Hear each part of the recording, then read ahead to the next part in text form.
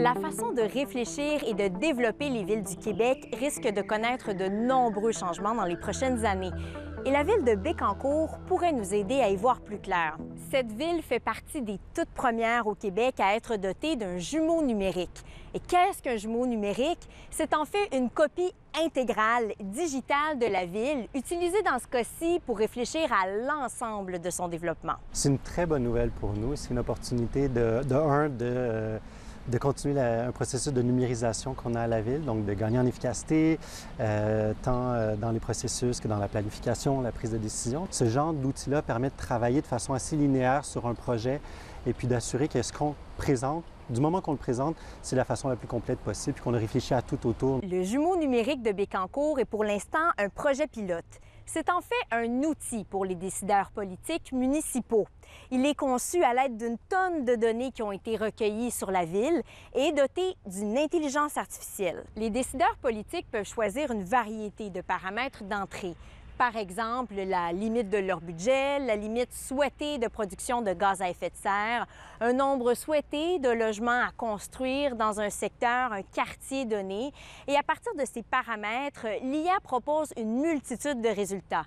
Il peut même proposer des changements législatifs pour, par exemple, améliorer, faciliter la construction de logements. Au lieu d'avoir 50 urbanistes qui vont travailler, on va le faire en quelques heures. Donc, ça permet vraiment d'explorer plein de scénarios et à eux de valider qu'est-ce qui fait du sens, quels scénarios ils veulent aller approfondir avec leurs équipes internes. Ce qu'il faut savoir, c'est que Bécancour est une petite municipalité en plein cœur du développement de la filière batterie. Et avec l'implantation du parc industriel, la ville s'attend à voir sa population doubler d'ici les prochaines années. Et tout ça vient avec son lot de défis. On parlait de 2500 nouveaux travailleurs. Donc tout ça, ça a des impacts sur la ville, sur le transport, sur le logement, etc. Donc le but du projet, c'est finalement d'avoir un outil pour être capable de visualiser et de prévoir, d'anticiper, de jouer avec certains réglages. Le jumeau numérique de Bécancour lui permet de se projeter plusieurs années dans le futur et d'inclure le risque. Par exemple, celui des conséquences potentielles des catastrophes naturelles ou encore des tarifs américains ou des incertitudes en lien avec l'industrie de la voiture électrique. On peut mettre justement des éléments de probabilité dans nos modèles, ou est-ce que justement on pourrait dire quelle est la probabilité que tel scénario arrive, par exemple.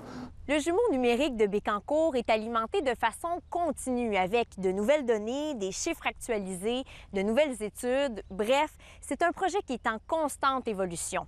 Et pour bénéficier des services de Dassault Systèmes, il y a bien sûr des coûts qui y sont liés.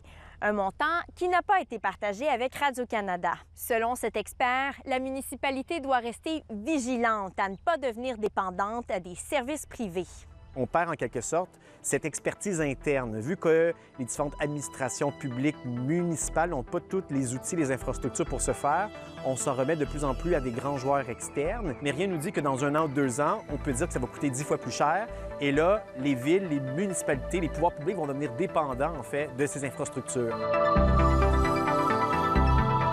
Jonathan Durand-Folco s'inquiète également de l'empreinte écologique de ce type de grand projet d'IA. Si on se met à mettre de l'intelligence artificielle dans tous les processus, alors là, on ne s'en rend pas tout à fait compte. On croit peut-être que, disons, à l'échelle d'une ville, on est en train de diminuer la production de gaz à effet de serre, mais on est en train d'externaliser les coûts environnementaux, c'est-à-dire, en fait, de les reproduire ailleurs. Et ça, en fait, les grands centres de données consomment beaucoup d'énergie, consomment de l'eau également. On a commencé par Bécancour essentiellement aussi parce qu'il y avait beaucoup de données déjà disponibles, mais l'idée serait d'être capable de généraliser le projet. Les villes de Shawinigan et de Trois-Rivières pourraient être les prochaines à bénéficier d'un tel outil. Et rien n'est coulé dans le béton, mais l'entreprise aurait actuellement des pourparlers avec les villes de Montréal et de Québec. Ici Alexandra Fortin, Radio-Canada, Bécancour.